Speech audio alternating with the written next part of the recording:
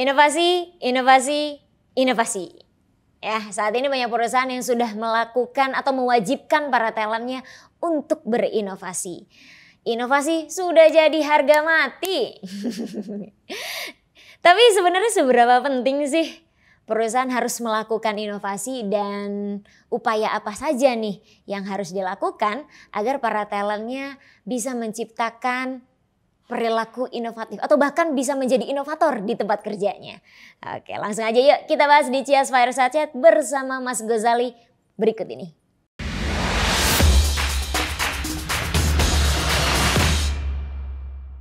Oke, sekarang di studio kami sudah kedatangan bintang tamu kita ya. Ada Mas Ghazali. Halo semuanya, thank you Sally dan Cias. Sebuah kehormatan bisa diundang. Waduh, kita nih yang merasa terhormat banget nih bisa menghadirkan Mas Gos. Jadi Mas Gos ini teman-teman, beliau ini adalah associate trainer di Cias ya. Dan beliau juga termasuk legend lah ya di Cias. Karena gabung di Cias tuh pas awal-awal Cias ya. 2 tahun berdirinya Cias. Betul. Oke, wow sekarang kita sudah usia kita udah 7 tahun nih Cias. Udah masuk SD nih ya. Masuk SD ya benar ya. Oke, Mas Gos, by the way kita sekarang akan ngomongin nih tentang perilaku inovatif. Yes, ya. betul banget. Jadi sebenarnya kan perusahaan itu sering banget top manajemennya, yuk kita harus berinovasi gitu ya. Padahal karyawannya apa iya nih bisa nih kita berinovasi nih. Yes. Tapi yang jadi pertanyaan saya nih Mas Gos, seberapa penting kita harus berinovasi di perusahaan? Oke, jadi Kak Sally, nyebutnya apa nih? Kak aja ya, nggak apa ya, Sally aja ya. Ya, Sally dan teman-teman semua yang hadir di sini juga. Seberapa penting sih berinovasi sekarang ini? Jawabannya sangat penting, gitu ya. Okay. Kalau dulu mungkin ada berpikir harus inovasi nggak ya? Bisa, enggak gitu ya. Opsi gitu. Kalau sekarang bukan sebuah opsi tapi sebuah keharusan. Kenapa? Karena pertama disrupsi sangat luar biasa. Pandemi menambah lagi efek perubahan-perubahan yang tidak terantisipasi, maka inovasi adalah harga mati gitu ya. Buat perusahaan tetap survive, apalagi kalau mau terus bertumbuh gitu. Oke, walaupun misal gini ya, misal ada top brand nih, ada top brand yang memang market leader lah ya. Yes. Udahlah kita udah, bahkan produk kita dicari gitu loh. Itu tetap harus berinovasi. Tetap ya, jadi brand apapun, industri apapun selalu ingat brand-brand besar yang pernah ada juga. Nokia, BlackBerry yang menguasai pasar smartphone, Kak Sally. Dan saat ini mereka kayaknya adanya di museum gitu. Karena ya balik lagi sih kayak Nokia, cuma akhirnya nggak bisa sama posisinya. Sangat tertinggal jauh karena dulu besar, unggul, tetapi tidak siap antisipasi perubahan. Tidak siap inovasi gitu. Oke.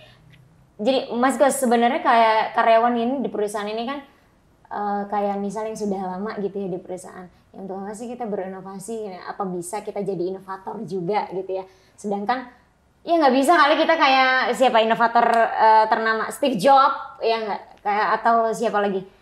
Jeff Bezos, terus Elon Musk. Kan kita tahu para inovator ternama di dunia gitu.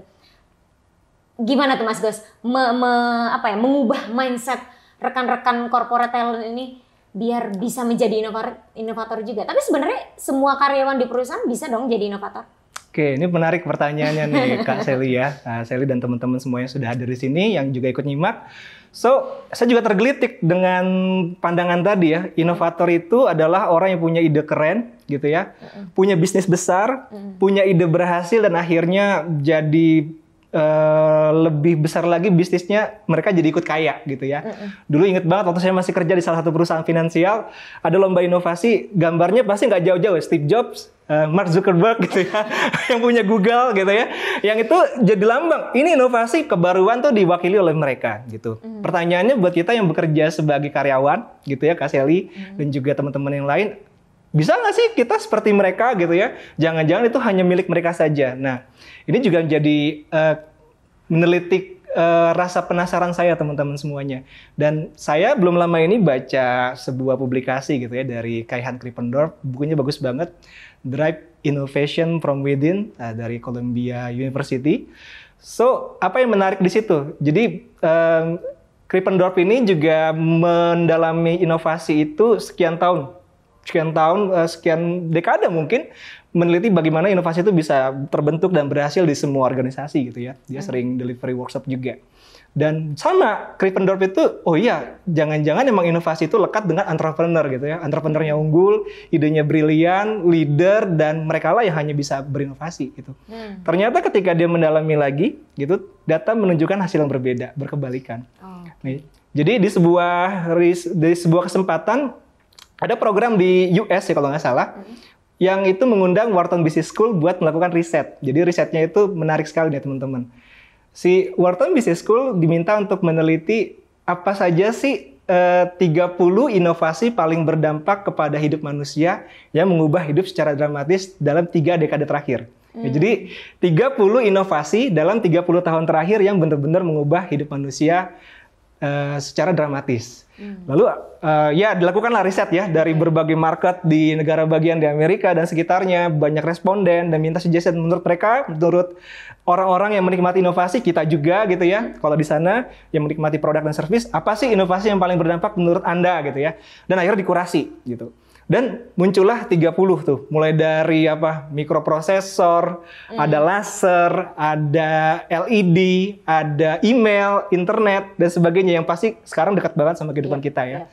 Dan yang menarik adalah ketika dilihat ya, dicermati lagi, memang inovasi itu ada beberapa bagian gitu ya, mulai dari di konsep, mulai dari di develop, dan juga sampai di komersialisasi. Ternyata dari 30 ide paling inovatif, paling berdampak di hidup manusia, 22-nya dimunculkan oleh siapa? Apakah oleh entrepreneur? Ternyata bukan.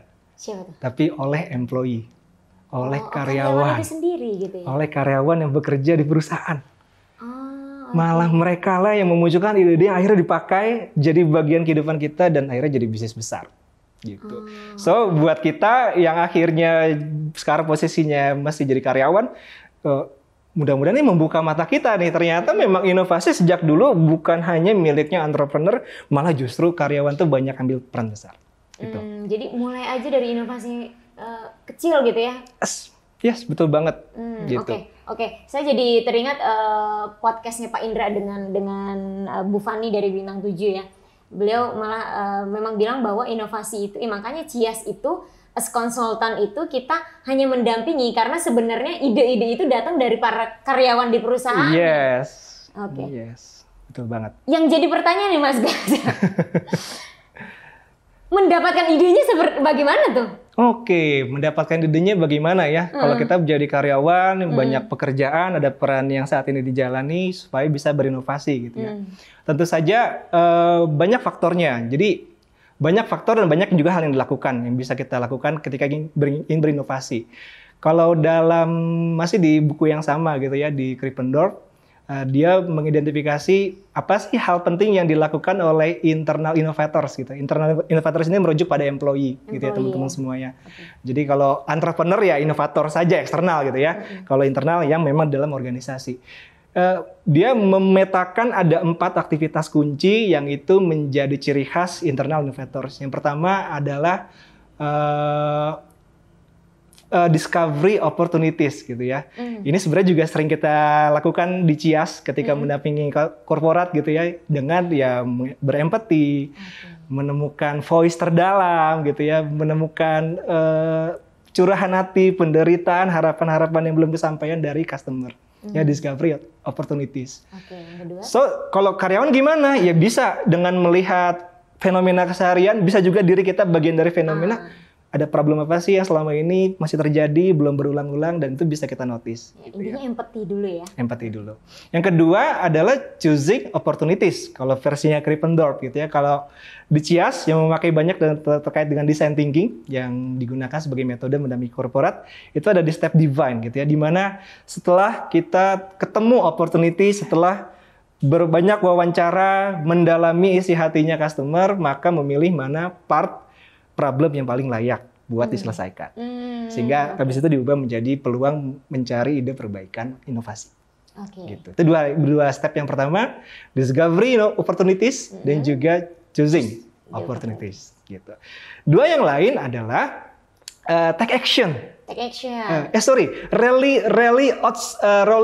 resources dulu. Ya saya agak ketukar gitu ya. Rally resources itu maksudnya gimana? Setelah udah tahu ada opportunity gitu ya. Siapa aja nih talent? Ya, kita ya jadi karyawan itu internal innovators itu yang dilakukan selanjutnya adalah mengumpulkan resources gitu ya, bisa orang yang bisa diajak kolaborasi, siapa yang punya expertise gitu. Kita butuh apa saja untuk membuat ide, toolsnya.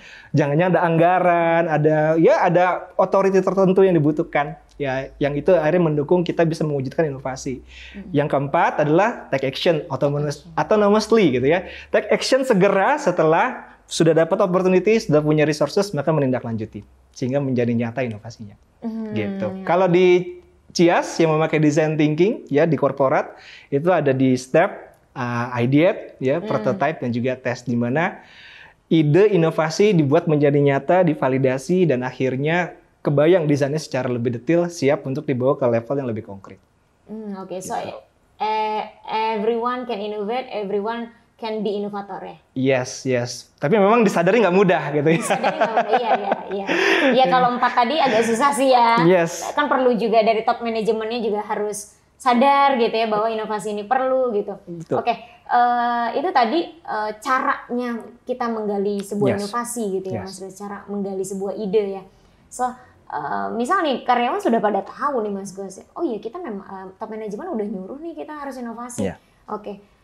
Karyawan sendiri juga mau nggak mau kan ya harus inovasi, kalau enggak bisa nggak dapat promosi ya kan, atau lain-lain lah ya. Itu yang jadi pertanyaan saya selanjutnya adalah pasti dalam melakukan inovasi itu kan ada tantangan nih Mas Gus. Betul. Tantangan yang biasa sering Mas Gus temukan gitu ya dalam mendampingi sebuah perusahaan berinovasi. Baik. Ini menarik Sally ya buat bicara challenge, tantangan ketika inovasi. Secara teori kayaknya keren ya tadi ya. Wah, melakukan itu kayaknya bakal berhasil. Step gitu. 1, step 2. Ya, bisa jadi semangat banget gitu ya. Tapi ketika dibawa ke level konkret baru kerasa. Ternyata. Ya, tidak semudah itu Ferguson gitu ya. Kalau kata-kata zaman kapan itu yang sempat ini ya di telenovela gitu ya. Nah, tentu saja secara pengalaman ya inovasi itu hampir selalu tidak mudah gitu ya. Banyak obstacle, banyak hal yang perlu di-manage sehingga itu bisa berjalan secara perlahan hingga bisa diterima gitu ya. Nah, Krippendorff ini juga dalam bukunya yang dipublikasikan mengidentifikasi itu menjadi apa istilahnya 7 barriers gitu ya. 7 halangan internal innovators untuk melakukan inovasi dengan baik gitu ya. Dan dia menariknya menyingkat jadi akronim INNOVATE gitu ya. INOVATE gitu ya. Jadi kalau bahasa Inggrisnya innovate, dalam bahasa Indonesianya berinovasi gitu ya. Nah, apa saja sih itu? Mungkin tadi sebenarnya juga tadi sempat disebutkan gitu ya. Yang pertama tuh intent. Atau intention, niat gitu ya. Bisa jadi ya. Bisa jadi perusahaan udah banyak yang makin sadar ya. Wah, kita bikin program inovasi dong, didampingi konsultan, ada yang mandiri juga gitu ya. Apalagi 5 tahun terakhir semakin marak design thinking, populer banget gitu ya. Yuk, design thinking, berinovasi. Dan sangat mungkin juga ketika program itu hadir, nggak semua orang punya kesadaran yang sama, semangat yang sama gitu ya. Enggan gitu ya, enggan dari dalam dirinya, nggak punya intention yang cukup kuat untuk berinovasi. Ada yang udah lama pengen inovasi, akhirnya dapat fasilitas, ada program. Tapi ada juga yang ngerasa, aduh hidup saya masih baik-baik aja kayaknya gitu ya, males banget sih. Orang udah karyawan tetap. Ikut program. Biasanya gitu, udah karyawan tetap, udah terus kenapa lagi sih harus inovasi? Extra effort nih, extra miles, capek banget. Yang sekarang aja udah capek banget. Dan intent itu, atau intention akan sangat menentukan banget. Ketika intentionnya belum kuat, itu jadi barriers pertama dari internal innovators. Jadi ketika ada mungkin sebagian dari kita yang merasa belum butuh berinovasi, ya itu perlu melihat kembali itu. Jangan-jangan kita saat ini melakukan sesuatu udah cukup baik gitu ya. Tapi jangan-jangan itu nggak cukup baik untuk memastikan kita dapat kesempatan lebih luas, ngasih value ke perusahaan, dan jalan karir yang lebih terbuka. Jangan-jangan ketika kita merasa aman-aman saja, orang lain yang ngambil kesempatan itu. Apalagi gitu ya. sekarang lagi marak PHK massal. Iya, apalagi resesi membuat perusahaan mempertimbangkan kayaknya harus dikurangin deh. Nah, yang ketika mengurangi itu pasti akan melihat mana employee yang paling bervalue kan, ya akhirnya dipertahankan. jadi rebutan, dan yang tidak ngasih value optimal ya akan jadi second choice, third choice, ya kita nggak mau lah ya. Yes. Gitu. Itu intention yang pertama, I. N. Yang kedua need, N. Ya, sangat mungkin orang yang ada perusahaan tahu, ya inovasi itu penting, saya pengen ikut dong gitu ya. Tetapi akhirnya belum paham kebutuhan inovasi yang paling cocok buat perusahaan. Nah, memang kalau di sini kita harus punya sudut pandang yang lebih helikopter gitu ya. Lebih strategik. Jangan-jangan saat ini kita bekerja, iya tahu SOP, tapi kita belum benar-benar memperhatikan, oh ternyata dari manajemen tingkat atas ada strategic direction loh. Ya, ada arah-arah tertentu yang pengen dicapai oleh perusahaan yang itu jadi penting. Dan kalau kita mau berinovasi harus laras dengan itu. Gitu. Ya, maka ya bahkan surveinya Krippendorf itu 55% middle manager tuh bahkan di Amerika ya nggak semuanya tahu strategic priorities dari company gitu ya. Bahkan middle manager gitu ya, manager aja kadang-kadang saking kerja sibuk, kamu tahu nggak tentang prioritas manajemen tingkat atas yang ini gitu? Oh, saya belum dengar gitu ya dan sebagainya. Itu bahaya banget ya. Jadi sibuk rutinitas aja tetapi tidak tahu hal yang lebih strategik, yang lebih helicopter view. Nah, Oke. Bentar Mas, aku potong. Kalau kejadiannya seperti itu Mas di perusahaan, apa yang harus kita lakukan sebagai karyawan? Oke, kalau kita sebagai karyawan maka kita perlu Kan kita harus tahu juga tuh yes, Mas Gos ya tadi. Ya, kita perlu perhatikan kembali. Jangan-jangan sebenarnya dari perusahaan sudah melakukan sosialisasi atau sudah mengkampanyekan gitu ya. Sudah tersampaikan sebenarnya di meeting-meeting resmi yang itu melibatkan top manajemen. Jangan-jangan kita yang kelewatan aja gitu ya karena sibuk kerja gitu ya. Atau kita coba ajak ngobrol orang-orang yang kira-kira bisa memberikan informasi yang tepat ya terkait dengan hal tersebut. Jadi kita tahu nih, oh perusahaan mau arahnya ke sini, kalau saya mau berinovasi harus selaras. Jangan sampai bikin sesuatu yang itu nih kayaknya menurut kita keren gitu ya, tapi manajemen arahnya yang berbeda. Nanti dipertanyakan, kok ngurusin itu sih, kok inovasinya di situ sih. Gitu. So inovasi yang bervalue itu yang memang sesuai dengan arah perusahaan. Arah perusahaan ya, sesuai arahan top manajemen ya Mas Gos. Betul. Karena manajemennya yang bisa ngelihat mana yang penting buat perusahaan secara besar. Ya. Oke, itu N ya. Nanti yang kedua O. Ya. O ini option gitu ya, atau opsi. Kenapa dianggap barriers oleh Krippendorf gitu ya? Seringkali internal innovators ketika memulai inovasi gitu ya, dia udah punya serangkaian aspirasi ide. Kayaknya bagus nih bikin ide ini nih gitu ya. Jadi basisnya ide gitu ya. Udah langsung. Iya, memang mungkin dia mengalami juga fenomenanya ya, problemnya juga dan merasa kayaknya harus bikin ini nih. Ya, bisa jadi serangkaian ide atau kadang-kadang malah ada kayaknya harus bikin apps gitu ya. Jangan-jangan gitu ya. Dia udah bener-bener punya aspirasi yang kuat banget secara personal dan kekunci di situ. Nah, itu biasanya pada akhirnya orang-orang yang jadi internal innovators punya serangkaian ide yang udah jatuh cinta dia kepadanya, akhirnya malah jadi frustrasi karena inovasi itu prosesnya sangat mungkin panjang, ya sangat mungkin iterasi dan akhirnya idenya jadi perlu banyak sekali, sangat mungkin berubah dari versi awal, gitu ya. Jadi akhirnya malah lebih perjalanan portfolio ide daripada ide awal yang original yang terpertahankan. Dan memang banyak produk juga awalnya gitu ya. Sangat mungkin berubah dari ide awalnya kan gitu ya. Nah, beberapa orang udah jatuh cinta duluan, ini yang paling keren. Aduh, kalau ini nggak dibikin saya ngerasa nggak dihargai. Maka itu jadi frustrasi. Itu jadi barriers, jadi barriers option itu. Sedikitnya option karena dia terkungkung di situ opsi awal. Jadi ya lebih baiknya adalah ya udah terbuka dengan berbagai opsi gitu ya, maksudnya bukan hanya dengan satu ide ya. Yes, betul. Dan ini menarik ketika mencuplik juga pengalaman di Cias dulu ya. Beberapa peserta yang memang wah lagi zamannya apps digital gitu, bikin ini nih keren nih, ada AI-nya nih. Ini bakal otomatis nih. Sebelumnya ini kita ribet nih. Jadi dia memang terpesona dengan kecanggihan-kecanggihan yang pengen dihadirkan. Tapi pada akhirnya ketika itu berubah menjadi baper gitu ya. Aduh kok saya nggak dihargain idenya. Padahal memang setelah diuji bukan itu yang dicari gitu ya. So kalau di Cias kita punya credo jangan jatuh cinta dengan ide gitu ya. Tapi jatuh cinta pada problemnya customers. Yes. Mantap. Sip. Lanjut. Itu ya option. Yang ketiga. Selanjutnya innovate ya. V atau V. V ini, nah ini mulai agak berat nih ya. V ini adalah value blockers. Jadi ya rintangan yang menghalangi value buat terdelivery dari inovasi. Jadi sangat lazim sebenarnya ketika inovasi itu dicetuskan oleh internal employee, ide-ide baru, udah hampir pasti sangat berbeda dengan apa yang terjadi di keseharian bisnisnya perusahaan. Ya, SOP-nya, produknya, servicesnya. Jadi nggak selalu sejalan dan pasti begitu. Dan hampir selalu nggak sejalan dengan apa yang sudah ada. Berarti dia berusaha mengubah status quo ya. Nah, ini yang menjadi tantangan tersendiri gitu ya. Ketika itu dibawa ke perusahaan dan itu berbeda, biasanya perusahaan akhirnya ya yang menentukan ini boleh apa enggak nih, yang ini nggak boleh, nggak bisa begitu, ini nggak memenuhi unsur safety-nya, nggak memenuhi unsur compliance-nya dan sebagainya. Pada akhirnya sebagian dari inovators yang menyerah gitu ya, wah emang nggak bisa nih, emang nggak diizinin nih, ya bukan akhirnya malah memilih berusaha hustling ya sana sini, meyakinkan diskusi sama orang, jangan-jangan memang perlu diubah di sana sini gitu ya, sehingga akhirnya lebih bisa diterima gitu. Dan akhirnya bisa terdelivery jadi inovasi yang lebih bervalue.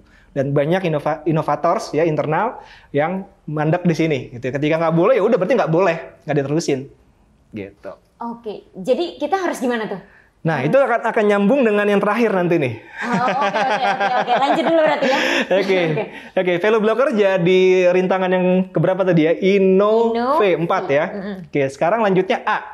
A itu adalah act atau aksi atau tindakan. Nah ini juga menjadi apa ya, bukan kutukan sih, ini jadi buah si malakama buat perusahaan-perusahaan yang biasanya udah berdiri jauh lebih besar gitu ya. Sekian tahun udah berdiri, sudah punya best practice, sudah punya reputasi. Biasanya kalau mau munculkan ide baru, emang apa buktinya? Gitu. Selalu tanya bosnya, mana buktinya? Emang tuh bisa berhasil? Oh, gitu ya, gitu pengalaman ya. Ada juga, iya. Perusahaan ya. Perusahaan-perusahaan besar juga gitu. Bahkan kadang-kadang gini, bukan dibukti bahkan gitu ya. Bahkan sesimpel ketika kita di design thinking mau explore ide dan bawa jadi konkret prototype gitu ya. Ada sebuah perusahaan berbasis teknologi gitu yang bawa harus testing ide konsep solusinya. Kita biasanya kan bikin prototype itu yang cepat, murah, mudah gitu ya. Sehingga kalau diubah nggak baper, nggak rugi gitu ya. Betul, bikinnya juga cepat. Nah ini di perusahaan-perusahaan besar, masa kita bikin prototipe pakai kardus gitu ya? Nggak mungkin lah, ini nggak pantas lah. Gitu ya, padahal bukan kepantasan kualitasnya, karena memang ini konsep yang mau diuji kan gitu ya.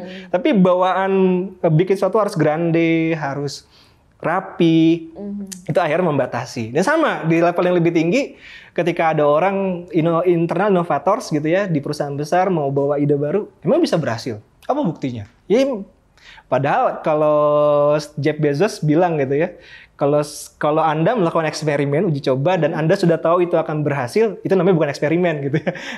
Justru ketika Anda nggak pernah tahu bakal berhasil, itu baru yang namanya eksperimen. Menghadirkan sesuatu yang baru. Itu Jeff Bezos bilang gitu ya. Nah, sayangnya itu yang terjadi. Artinya memang itu jadi blockers, jadi barriers.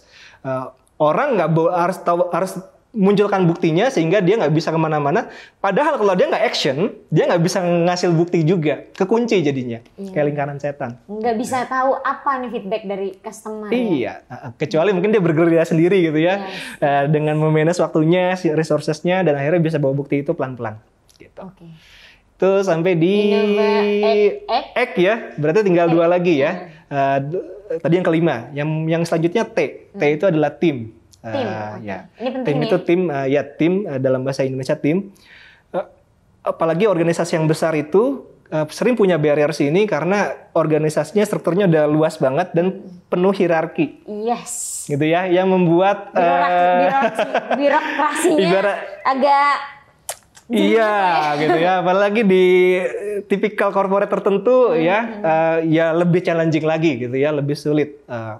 Ini diibaratkan kalau perusahaan besar tuh seperti gajah gitu yang besar, yang kalau mau diajak nari gitu ya, berdansa makanya lambat banget gerakannya ya. Suruh gerak ke sini pindah ke sini luar biasa susahnya gitu. Dan itu mempengaruhi juga jadi barriers buat internal innovators. Perusahaan yang hierarkinya banyak, apalagi timnya silo gitu ya. Memang itu spesialisasinya, saya nggak bakal ngerjain urusan kamu dan sebagainya. Itu menjadi challenge, jadi barriers gitu ya. Maka memang akhirnya butuh effort lebih gitu ya untuk bisa berkolaborasi menerobos itu semuanya gitu. Tapi kalau akhirnya menyerah ya sama, akhirnya mandek juga di situ. Ya, timnya masih terkotak-kotak, belum mendukung inovasi. Jadi tim itu menjadi tantangan juga. Jadi lebih baik tim itu apa ya? Beda divisi atau gimana untuk membuat timnya? Oke. Mungkin kalau buat perusahaan-perusahaan yang sudah memang set up gitu ya buat program inovasi, biasanya udah lebih siap nih. Dan kita di CIAS juga waktu mendampingi korporat kan malah menjadi ciri khasnya tim inovasi itu adalah tim yang memenuhi unsur kolaborasi gitu ya, cross function. Ya, dari berbagai bidang, harapannya bisa mewakili sudut pandang, bisa lebih mewakili banyak hal yang selama ini terjadi dan inovasi yang disasar bisa lebih komprehensif gitu ya. Dan juga bahkan di CIAS itu tidak hanya kolaboratif ya. Kita dalam program khusus juga ada yang namanya Agile Team, Agile Squad yang itu bekerja dengan lincah dalam tanda kutip. Ada protokolnya yang tidak sembarangan diterapkan tapi untuk mendukung bisa ngasilin value paling besar dalam waktu yang singkat. Nah, itu yang akhirnya perlu hadir. Cuma memang ketika perusahaannya besar gitu ya, masih seperti apa adanya, butuh ada orang yang menginisiasi gitu ya. Syukur-syukur kalau perusahaan nanti ikut program dan akhirnya didampingin secara khusus ya. Mungkin CIAS nanti bisa mendampingi tempatnya Anda.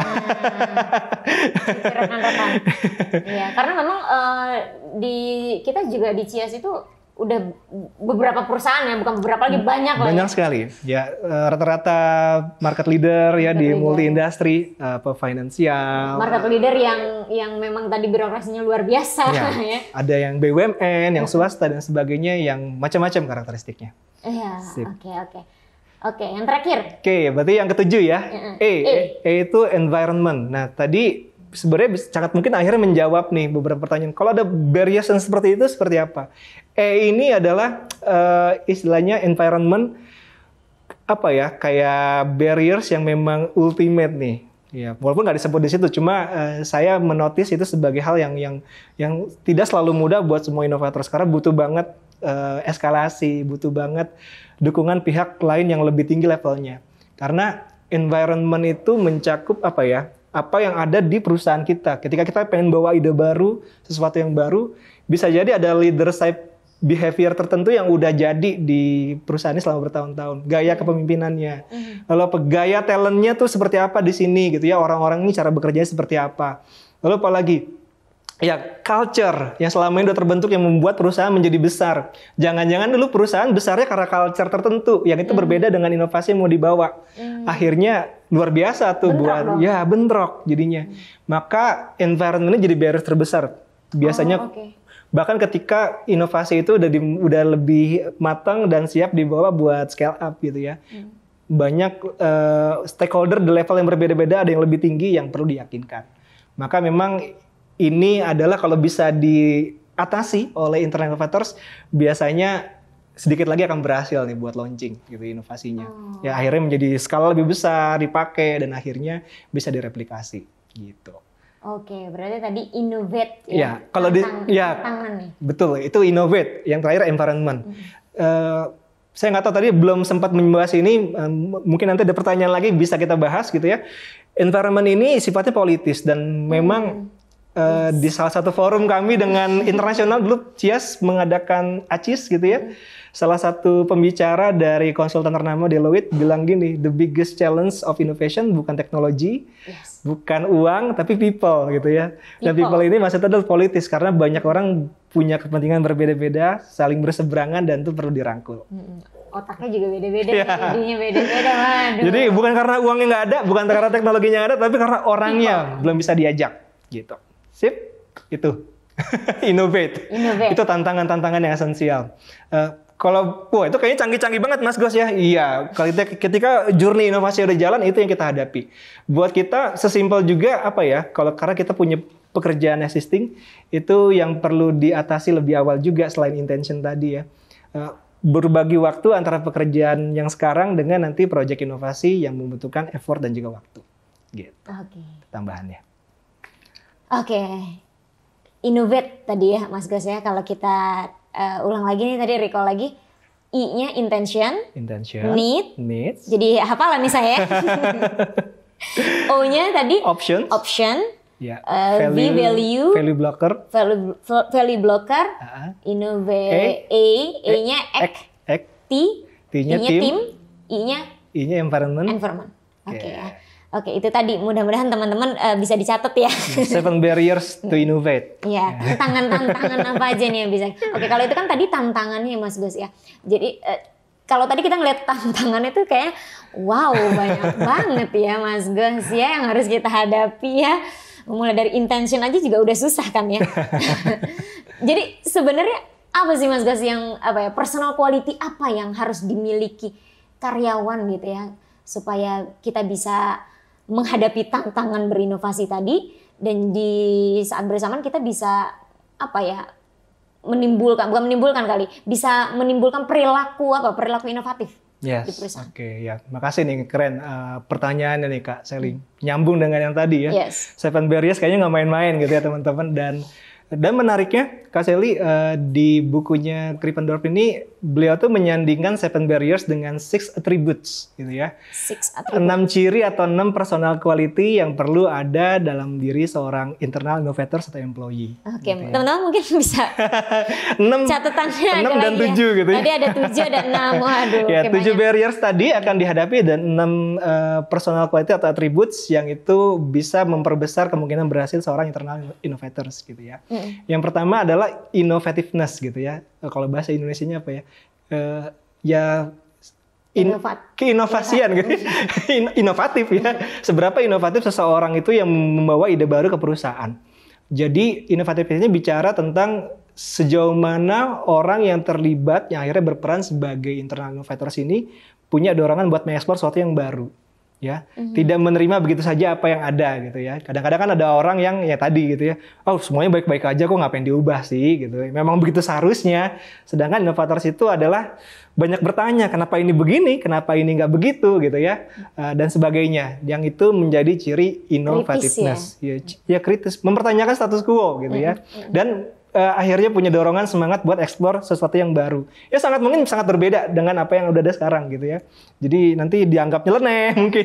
Dianggap nih kenapa sih orang ngurusin ini gitu. Itu biasa gitu ya. Itu yang pertama gitu ya, innovativeness.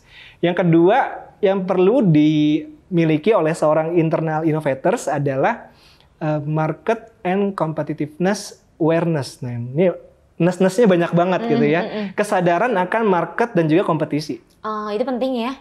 Iya, bahwa kita bekerja punya peran itu suatu hal yang wajib kita lakukan dengan baik gitu ya. Tapi ternyata ketika ingin mengambil peran sebagai internal innovators nggak cukup gitu ya. Harus bisa ngelihat ke jendela luar dari perusahaan kita. Oh, di luar sana ada apa sih? Iya, jangan-jangan nanti ide yang dibuat, inovasi yang dibuat sudah pernah ada dan gagal di brand lain gitu misalnya. Di industri sejenis gitu ya. Maka Krippendorff itu menyoroti bahwa apa yang perlu dilihat di luar sana sih pertama adalah competitors gitu ya. Yang kedua adalah customers yang memang menjadi ujungnya cuannya perusahaan itu dari mana sih. Yang ketiga adalah industri itu sendiri yang bisa jadi trennya berubah-berubah. Tapi memang sangat mungkin sebuah inovasi tidak menyasar produk yang disasar ke customer akhir ya, tapi lebih kepada proses internal. Sama sebenarnya. Akhirnya yang dilihat bukan jendela luar tapi jendela di luar kabinet kerjanya gitu ya. Di teman saya ada apa sih, next proses saya ada apa dan sebagainya yang itu perlu disadarin. Dengan begitu seorang inovator jadi lebih peka gitu ya dan akhirnya bisa menyasar hal-hal yang esensial buat diubah, buat diinovasikan. Di satu sisi juga akhirnya bisa selaras. Oh, saya pengen begini tapi di sana nggak bisa. Di sana harus diubah dan sebagainya. Jadi bisa smooth ya, selaras dengan bagian-bagian yang lain. Gitu. Kalau buat inovasi yang ke eksternal, akhirnya bisa memastikan bahwa kita itu menyasar inovasi yang memang berbeda dengan kompetitor, yang benar-benar diinginkan oleh customer dan akhirnya sesuai dengan arah tren industri. Ya, jadi tidak mengulang apa yang sudah istilahnya disajikan oleh kompetitor gitu ya. Malah justru kita perlu kasih lebih gitu ya, sesuai dengan apa yang customer apalagi kalau kompetitor sudah menyajikan dan gagal, terus kita buat lagi itu. Waduh. Itu namanya jatuh di lubang yang sama gitu ya, nggak belajar dari kegagalan. Nggak belajar dari kompetitor ya. Oke. Gitu. Itu yang kedua ya. Yang ketiga adalah proactivity. Ya, personal quality yang perlu dimiliki internal innovators. Apa maksudnya proactivity ini? Adalah Krippendorff itu nyebutnya propensity, kecenderungan untuk mengambil tindakan dengan inisiatif tanpa disuruh. Ya? Tanpa disuruh. Gitu ya. Tanpa disuruh. Ya, ini mungkin agak tricky gitu ya bagi sebagian profesi gitu ya, ada yang highly regulated, maka memang perlu paham betul dengan aturan kerjanya yang strict gitu ya. Tetapi tetap punya ruang sebenarnya untuk menghadirkan inisiatif-inisiatif yang lebih gitu ya daripada sekadar SOP aja. Dan ini juga menjadi penanda bahwa seorang inovator nggak boleh nungguin arahan dari bos gitu ya. Gue harus ngapain nih bos gitu. Saya harus ngapain nih bapak ibu. Nah inovator internal itu tidak seperti itu. Justru dia yang aktif gitu ya, peka dan akhirnya memunculkan, Pak saya usul lakukan ini. Itu menjadi ciri khas personal quality yang akan sangat membantu internal inovator. Happy banget tuh ke manajemen kalau talentnya begitu ya. Iya, tapi harus ngomong-ngomong ya, komunikasinya jangan tiba-tiba bikin sesuatu yang bosnya ini apa, tiba-tiba ada yang aneh gitu ya. Kebakaran jenggot sendiri akhirnya jadi malapetaka gitu ya. Ya, itu yang ketiga ya, proactivity. Yes. Yang keempat adalah, nah ini mulai masuk tadi yang menyangkut barriers yang sulit-sulit tadi gitu ya. Yang keempat adalah strategic approach to risk gitu ya. Pendekatan strategis terhadap resiko. Jadi inovator itu kadang disandingkan tadi ya dengan entrepreneur yang wah ini berani gitu ya. Inovator dunia. Bablas sikat-sikat semuanya, resiko dihajar semuanya. Nah, sedangkan kalau kita sebagai employee, sebagai karyawan di perusahaan nggak bisa begitu gitu ya. Bahkan ketika kita pun sebagai karyawan nggak apa-apa, gue nggak peduli. Ini perusahaan duitnya banyak ya. Tapi kan atasan kita atau stakeholdernya nggak begitu ya. Ini kan amanah nih, amanah pemegang saham, amanah negara kalau BUMN. Nggak bisa yang namanya resiko dihajar aja gitu ya tanpa mitigasi. Maka inovator yang baik adalah yang punya pendekatan strategis terhadap resiko. Sederhananya adalah inovator yang perlu mengkalkulasi resiko dengan sangat baik gitu ya. Sehingga apa yang disodorkan, hal baru yang disajikan, inovasi yang akhirnya hadir itu bisa di-manage ekses negatifnya. Ya, tidak sampai merugikan perusahaan, wah bikin duit hilang banyak gitu ya, bikin kesalahan pelayanan, ya akhirnya jadi berita dan sebagainya, resiko reputasi dan sebagainya yang akhirnya ribet sendiri gitu ya, jadi salah di mana-mana. Lawang gitu. Niatnya inovasi mau ngasilin cuan kok ya. Malah ini ya jadi rugi nih. Jangan sampai kayak gitu ya. Okay. Makanya dalam inovasi yang sering dibawa oleh Cia, spirit yang salah satu credo yang sangat esensial juga adalah think big, start small gitu ya. Move fast. Jadi think big, berpikirnya besar tapi mulainya yang kecil dulu supaya bisa di-manage gitu ya. Kalau gagal ya fail fast, move fast. Ya jadi cepat gagal, cepat belajar dan akhirnya beralih gitu ya, bisa segera beralih mencapai progres. Oke, think big, start small. Contohnya seperti apa nih kalau di perusahaan nih? Iya, kalau misalnya kita mau membantu istilahnya percepatan layanan secara keseluruhan gitu ya. Yang itu banyak divisi, banyak orang yang terlibat, ada teman kita di bagian back office dan sebagainya. Maka bisa dimulai dari bagian yang paling dekat dulu gitu ya. Dengan bahkan bagian paling dekat nggak semua pekerjaan akhirnya disentuh inovasi gitu ya. Mungkin bagian proses tertentu dulu yang akhirnya bisa ditoleransi kalau ada lama-lama sedikit. Kalau di situ memungkinkan kita memakai alat baru, form baru, cara kerja yang berbeda, yang itu masih bisa kita tolerir gitu ya. Itu juga termasuk inovasi ya. Berhasil nggak di situ? Kalau berhasil baru bawa ke step berikutnya. Memang setahap demi setahap, nggak langsung gede gitu ya, tiba-tiba drastis dan akhirnya kacau di mana-mana. Gitu. Itu contohnya. Jadi start small dulu gitu. Memang visinya pasti gede, pengen membuat pelayanannya jauh lebih cepat, jauh lebih ringkas, bahkan kalau bisa nggak ketemu orang, tapi dimulai dari yang paling mudah dulu di manage. Gitu. Mungkin ujungnya akhirnya gini. Pelayanannya bukan pelayanan akhirnya jadi branchless kalau di perusahaan-perusahaan berbasis finansial dan servis gitu ya. Yang biasanya ketemu di outlet, ngantri, ketemu banyak orang, di sini ngisi lagi form. Ujungnya cuma pengen orang nggak ke bank, kalaupun ke bank buat hal-hal yang sifatnya strategik, urgent banget. Semuanya ada di sebuah mekanisme platform kah atau di digital kah yang itu tinggal satu klik, tidak ada antrian, tidak ada nunggu-nunggu, tidak ada ngisi form dan akhirnya tuntas. Oke. Lanjut kita ke yang tadi tuh. Oke, tadi terakhir sampai di mana? Kebanyakan ini agak lupa. 4 ya tadi. Tadi strategic approach to risk gitu ya. Jadi kalkulasi dulu ya, jangan sampai mengganggu alur kerja terlalu besar dan akhirnya membuat bencana dalam tanda kutip gitu ya. Yang kelima ya, personal quality-nya adalah political acumen. Kecakapan politis. Nah, ini menyangkut ke faktor yang tadi barriers tadi. Banyak people, ini ada Bapak A, udah leader lama senior gitu ya. Bapak B, middle manager juga sama, berpengalaman. Ini teman kita juga sebaya, nggak bakal mau juga sebegitu aja percaya sama kita gitu ya. Dan ada culture, orang perusahaan A tuh harus begini, nggak boleh begitu, harus teliti. Kita nggak boleh tiba-tiba mengubah cara kerja kita gitu ya. Dan itu memang butuh political acumen, kecakapan politis. Nah, yang disoroti oleh Krippendorff adalah inovators yang berhasil itu bukan yang akhirnya berkonfrontasi pada banyak orang gitu ya. Wah, lo payah lo, nggak inovatif, bakal ketinggalan zaman banget sih lo, zaman batu gitu ya dan sebagainya. Ya mungkin ujungnya akan hanya menghadirkan permusuhan, hubungan yang nggak baik, dan akhirnya jangan-jangan kita yang terdepak gitu ya. Dan inovators nggak bisa begitu. Inovator sangat mungkin membawa sesuatu yang baru, berbeda banget sama orang, dan itu dipandang miring di awalnya gitu. Ini apa sih ini anak nih, resek banget sih gitu. Apa sih ngurusin ini? Kan saat ini bagian gue udah baik-baik aja, kenapa jadi ribet nih gara-gara dia gitu dan sebagainya. Maka kecakapan politik dari soal inovator adalah bagaimana bisa staf demi staf masuk ke sini, masuk ke situ gitu ya, ngajak ngobrol, siapa tahu memang ada keresahan-keresahan yang belum terjawab ketika melihat suatu hal yang baru ya dari stakeholder perusahaan, yang akhirnya lebih orang yang punya political acumen yang baik memandang aspek politis ini sebagai bagian dari proses problem solving. Ya, bukan sebagai rintangan. Ya memang ini bagian dari inovasinya. Inovasinya menyangkut manusia juga. Bagaimana mereka bisa paham, coba dulu dikit-dikit. Ketika tahu value-nya, mudah-mudahan akhirnya bisa menerima. Dan bahkan jadi bantuin kita menyebarkan spirit inovasinya. Gitu. Biasanya begitu. Memang panjang ya prosesnya. Salah seorang eksekutif di Nike bilang gini, kalau saya mau berinovasi di perusahaan seperti Nike ini, ibaratnya saya harus men-setup dulu jajaran meriamnya gitu ya. Kesini udah oke, bagian ini oke, bagian ini oke. Tapi begitu semuanya oke, sekali tembak maka big bang gitu ya. Maka tembakannya besar dan nampol. Itu kelebihannya di berinovasi di perusahaan gitu ya. Bisa meyakinkan banyak pihak, ya, dapat persetujuan, ya mereka melihat value, maka ketika di launching akan lebih keren dampaknya. Gitu.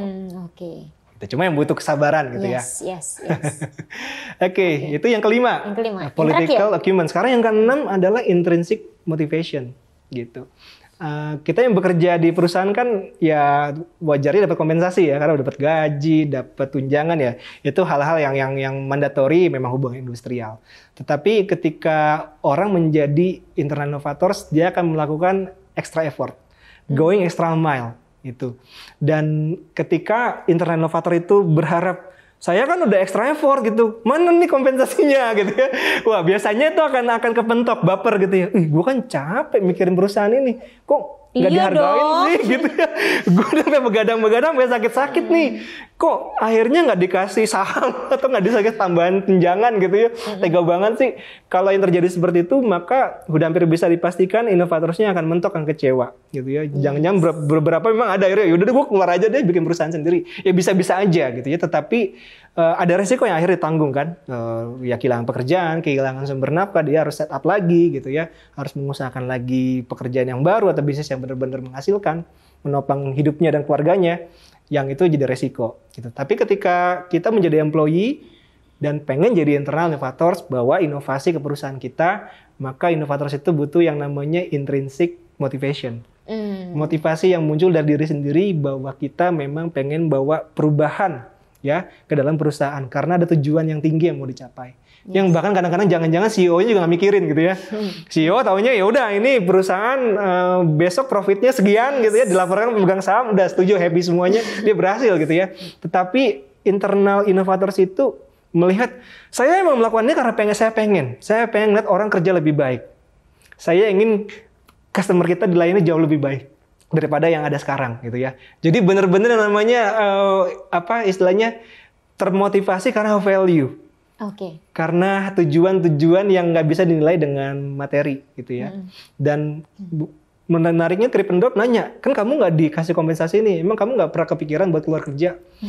Tadi ya gitu ya, ini orang udah capek-capek nggak dapet, ya dilirik dong gitu. Mungkin nanti juga akan dipertimbangkan, bisa jadi gitu. Tapi menariknya beberapa orang yang jadi respondennya Krippendorff ini bilang gini, saya melakukan ini buat merasa kalau saya melakukan ini saya dapat excitement, dapat kesenangan. Dari saya merasa karir saya lebih berwarna dan akhirnya saya melakukan lebih dan daripada yang sebelumnya. Dan itu yang menjadi reward buat si internal employee atau internal innovators, gitu ya. Melakukan sesuatu bukan karena uang, tapi karena dia tahu ini akan ngasih value ke orang lain, ini akan mengubah perusahaan jadi lebih baik lagi, dan harapannya dan dia pribadi dapat kepuasan karena melakukan sesuatu yang lebih dan dirinya bertumbuh. Ya kalau menurut saya sih pada akhirnya juga perusahaan akan ngelihat ya talent yang ngasih extra effort. Wah ini nih kayaknya orang rajin banget, walaupun kemarin saya nggak sempat ngobrol sama dia. Saya yakin pasti akan jadi apa istilahnya ya, kandidat top tier ya ketika ada perusahaan butuh promosi, perusahaan butuh posisi tertentu, orang ini akan dikenali.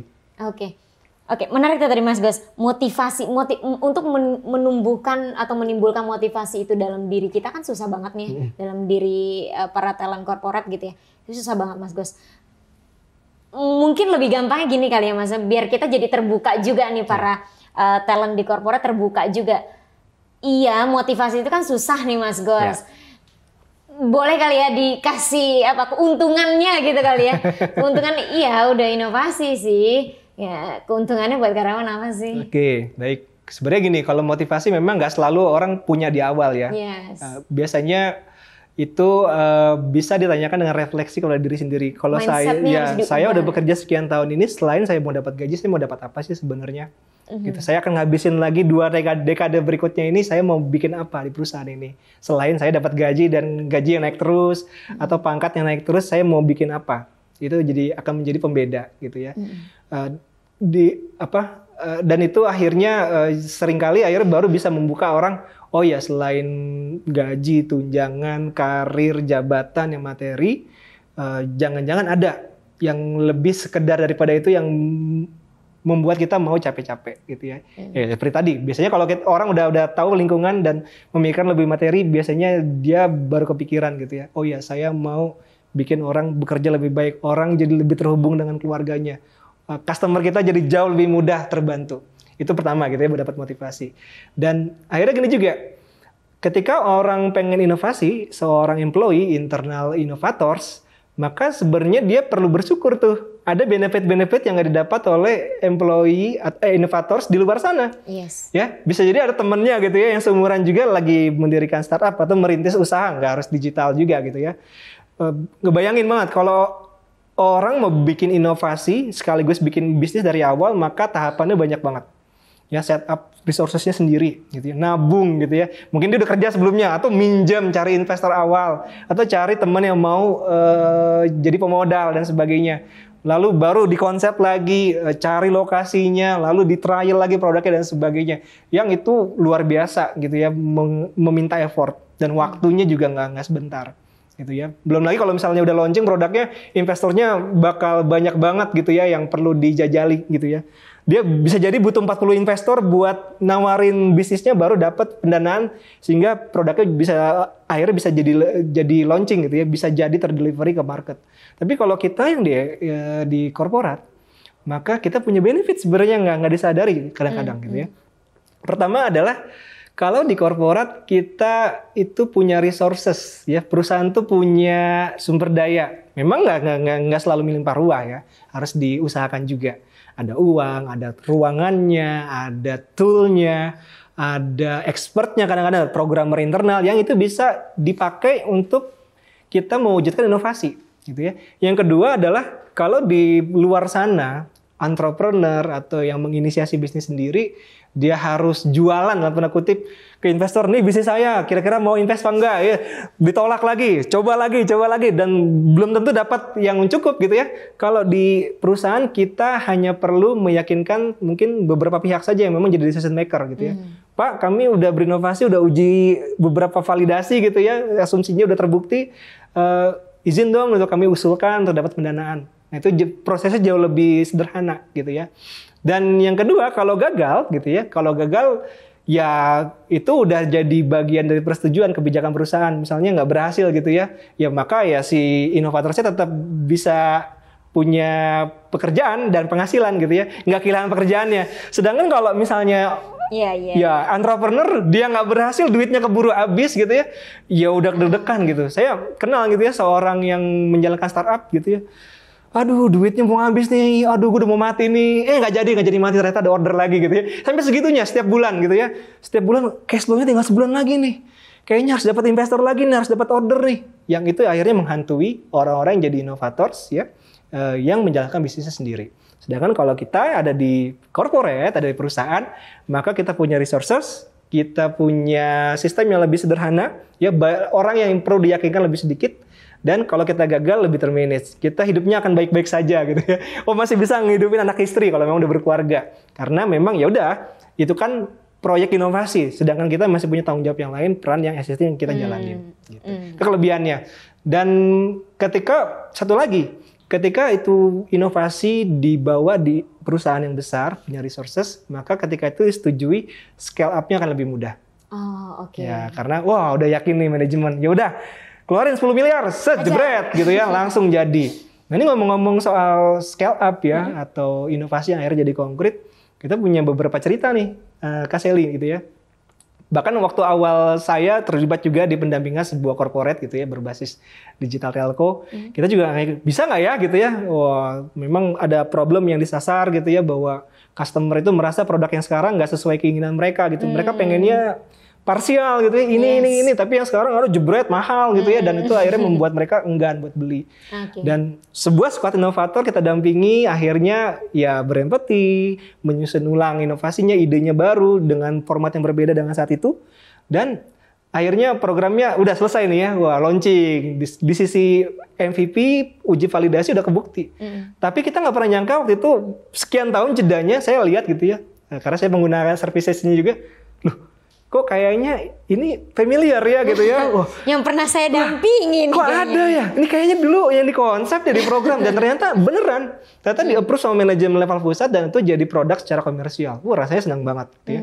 Ternyata dari satu hal yang memang dilakukan di sekelompok orang kecil ya, dibawa ke level tengah, dibawa ke level atas, dan akhirnya beneran jadi produk komersial resmi.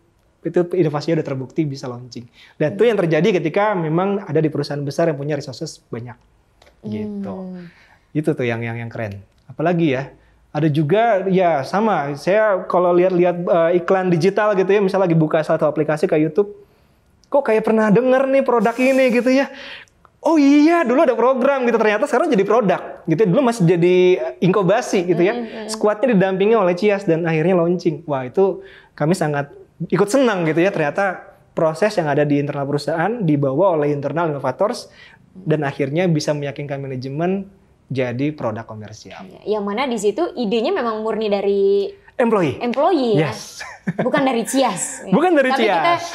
kita mendampingi ya. Jadi kalau boleh disimpulkan benefitnya ya tadi ya, resourcesnya lebih banyak, nggak harus nyari-nyari, ngemis-ngemis gitu ya dalam tanda kutip. Lalu resikonya lebih termanage, dan ketika mau launching, scale up, maka akan lebih mudah. Gitu teman-teman. So, bersyukurlah yang jadi employee. Yuk kita semangat lagi, jauh lebih semangat lagi berinovasi. Oke, itu tadi keuntungannya Mas Gas ya. Wow, Mas Gas, hari ini saya belajar banyak banget nih. Mudah-mudahan teman-teman juga tadi udah pada nyatet ya. Silakan dicatat teman-teman tadi yang sudah dijelaskan sama Mas Gas ya. Cuma ini berarti kan dari tadi pemaparan Mas Gas ya, berarti untuk menimbulkan perilaku inovatif di perusahaan gitu ya. Itu tadi ya ada personal quality yang perlu dikuasai. Personal quality tadi ya, atributnya juga harus lengkap tadi, ada 6 gitu ya. Apalagi sih Mas Gas, maksudnya gini, apakah peran leader juga harusnya penting ya di situ? Harusnya ada peran leader juga untuk menimbulkan perilaku inovatif. Iya, makasih nih pertanyaannya Kak Sally, mungkin mengantarkan kita ke konklusi nih ya. Tadi udah bahas tantangan, udah bahas personal quality, udah bahas bahwa hasil riset employee itu berperan besar loh. So, harusnya gimana nih ya gitu ya. Kalau mungkin teman-teman yang ikut menyimak di sini beragam juga gitu ya. Jenjangnya ada yang leader, ada yang memang team member. Maka memang kalau bicara inovasi, perilaku inovatif yang akhirnya hadir di perusahaan itu memang harus bicara dua sisi gitu ya.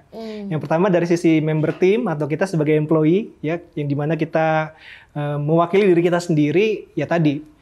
Perlu sedikit demi sedikit mempelajari personal quality tadi, dari mulai innovativeness gitu ya, sampai intrinsic motivation gitu ya, dengan atribut-atributnya tadi. Itu bisa di play lagi gitu ya, kalau mau dilihat gitu ya. Kalau misalnya tadi nggak sempat nyatat. Dan kita akhirnya bisa menyadari tantangan 7 barriers itu yang memang nggak mudah, akhirnya bisa diatasi gitu ya ketika kita punya personal quality. So kalau kita sebagai member team, employee, apa hal sederhana yang bisa kita mulai untuk bisa membawa inovasi ke kantor kita gitu ya. Ya tadi udah sempat kesebut ya, ada 4 hal tadi dari Krippendorff tuh, dari discovery, choosing opportunities, lalu rally resources gitu ya, take action, yang itu menjadi step aktivitas inti internal innovators berinovasi gitu ya. Sederhananya gimana ya tadi? Temu kenali, jangan-jangan di sekitar kita ada problem yang itu bisa kita sasar gitu ya. Yang lingkup paling kecil dulu, jangan-jangan kita dan rekan kerja kita gitu ya. Jangan di divisi yes, kita. Ya. Yang kedua apa yang dilakukan? Ya tadi kalau sudah bisa peka melihat, menemukan masalah, kita pilih mana yang mau diselesaikan dulu. Yang kedua adalah mengeksplor gitu ya. Memberikan usulan-usulan kepada pihak yang di atas kita yang lebih punya wewenang untuk akhirnya mempertimbangkan. Bisa jadi di meeting-meeting gitu ya, nggak harus Pak saya mau meeting secara khusus dan sebagainya, enggak. Tapi ketika ada momen kolaborasi kerjasama dengan anggota tim kita bisa masukin situ. Saya kemarin kepikiran nih ngelihat ini gitu ya. Kayaknya bagus deh ya, saya usul kalau ada hal seperti ini, mohon masukannya dong, dan sebagainya. Itu bisa menjadi hal sederhana yang kita lakukan mulai dari lingkup yang lebih kecil, gitu ya. Yang pada akhirnya nanti kalau kita berhasil kolaborasi, kita bisa wujudkan dikit demi sedikit, itu akan menjadi evidence dan akhirnya punya modal gitu ya, dibawa ke tahap yang lebih serius, gitu. Nah, itu dari sisi employee gitu ya, yang jangan-jangan memang kalau di perusahaannya belum ada program inovasi khusus, maka lakukan dulu buat lingkup pribadi gitu ya, yang paling dekat. Yang kedua, tentu saja inovasi di perusahaan gak lepas dari leader juga, ya karena orang yang bisa melihat lebih luas, orang yang bisa mempengaruhi, orang yang bisa menjembatani dengan level yang lebih di atas. Untuk Anda yang para leader, employee yang punya unit kerja, maka inovasi itu akan bisa hadir ketika kita yang ada di atas berinisiatif untuk memulai. Gitu ya. Benar-benar kita juga yang memulai semangat itu gitu ya. Ketika ada anak buah yang wah Pak, kayak kita harus bikin sesuatu yang baru nih Pak. Wah, jangan sampai kita yang akhirnya pihak pertama yang mengeliminir itu. Oh, kamu ini aneh-aneh aja gitu ya. Jangan. Gitu ya. Justru kita lah yang menjadi pionir gitu ya. Bahwa kayaknya memang kita sadari perlu ada sesuatu yang baru mulai dari unit kerja kita. Maka managers, leaders mengambil peranan yang penting banget. Karena begitu leadersnya membawa perubahan, maka akan kerasa di anggota-anggota yang dari bawahnya. Yang kedua, buat leaders apa yang dilakukan adalah memberikan ruang buat gagal dalam tanda kutip, gitu ya. Istilahnya apa ya? Kalau di ulasan di Forbes itu embrace failure, gitu ya. Soalnya kan banyak karyawan nggak mau berinovasi sama iya, takut dimarahin. Kalau nggak berhasil dimarahin sama atasan gitu. Jadi takut untuk mencoba, itu penting ya. Ya, mendorong buat tim juga kita sendiri buat mencoba, dan ketika gagal ya nggak apa-apa gitu, walaupun harus di-manage tadi ya. Yang tadi kan juga ada atribut integrated strategic approach to risk gitu ya. Bahwa risikonya perlu di-manage, yang ini boleh nih kita coba nih, nggak apa-apa kalau gagal nanti dibatasin ya. Jadi nggak sampai merusak alur kerja, output kerja dan sebagainya. Yang ketiga adalah akhirnya ini yang suka suka kelewat. Bahkan sebagian dari korporat yang kita dampingin gitu ya, wah anak buahnya ikut program inovasi gitu ya. Ya, terus di tengah perjalanan inovasi juga ngobrol sama atasan, Pak minta pandangan gitu ya. Pak, masukannya seperti apa nih? Tapi pada akhirnya ketika itu dibawa ke konkret gitu ya, level yang lebih konkret, atasannya nggak terlalu banyak ikut serta gitu ya. Ya udah kamu aja lah yang jalanin gitu ya. Nah ini nih biasanya suka jadi gap gitu ya. Maka leaders, managers perlu ikut serta juga. Ketika ada inovasi yang dilakukan, ikut serta juga dalam mengimplementasikannya. Gitu ya. Ikut serta juga dalam prosesnya, pematangannya. Jadi anak buah tahu kita didukung nih, nggak cuma dikasih restu doang. Gitu ya. Dan yang keempat adalah kalaupun nanti ada hal-hal yang disajikan, ada tools dan sebagainya gitu ya, itu akan mendukung. Bisa jadi ada sekarang macam-macam ya tool kolaborasi, ada Trello, ada Miro, ada Jamboard ya, macam-macam yang itu membantu kita kerja digital yang bisa mengkreasikan ide-ide. Tapi itu hanyalah sebuah tools. Lagi-lagi peran leader lah yang kunci. Percuma kalau misalnya ya udah silakan inovasi, ini ada toolnya gitu, tapi kitanya cuek, maka akan sulit buat jalan gitu ya. Kalau perusahaan yang didampingi CS, kalau lagi pitching memang langsung petingginya datang ya, bahkan presiden, direkturnya nggak nyarang top manajemen gitu. Bahkan kan komisaris juga gitu ya. Bahkan sebagian korporat itu sampai direkturnya ekspat datang gitu ya. Nggak semua karyawan tuh bisa ketemu gitu. Tapi ini kadang-kadang ada inovators yang masih muda karena programnya khusus, punya privilege buat ketemu top management. Sebenarnya itu aja udah menjadi keuntungan ya bagi karyawan. Yes. Gila nggak semua karyawan di perusahaan ada 1.000 karyawan, tapi gue yang bisa ketemu nih sama direkturnya langsung. Oke. Ya, dan jangan-jangan perusahaan tempat Anda sekarang belum punya program inovasi nih, atau jangan-jangan belum ada yang mengurus itu secara dedikatif gitu ya. Nah, jangan ragu-ragu nih buat menghubungi Cias gitu ya. Kami siap dengan pengalaman dan dukungan. Akan didampingi oleh Mas Gos ya. Mudah-mudahan nanti internal inovatornya jadi jauh lebih kebantu dan inovasinya sangat berdampak buat perusahaan Anda. Yes, oke. Mas Gos, thank you so much. Sama-sama, Kak Sally. Mudah-mudahan saya yakin teman-teman nih tadi udah pada nyatet ya. Dan saya yakin juga ini pasti bermanfaat untuk teman-teman semua ya. Amin. Dan mungkin bisa juga nanti videonya di-share ya ke atasan teman-teman ya. Biar kita sama-sama menumbuhkan perilaku inovatif di perusahaan. Oke. Yes. Thank you Mas Gos. Sama-sama Kak Sally. Thank you juga semuanya yang sudah ikut menyaksikan. Dadah.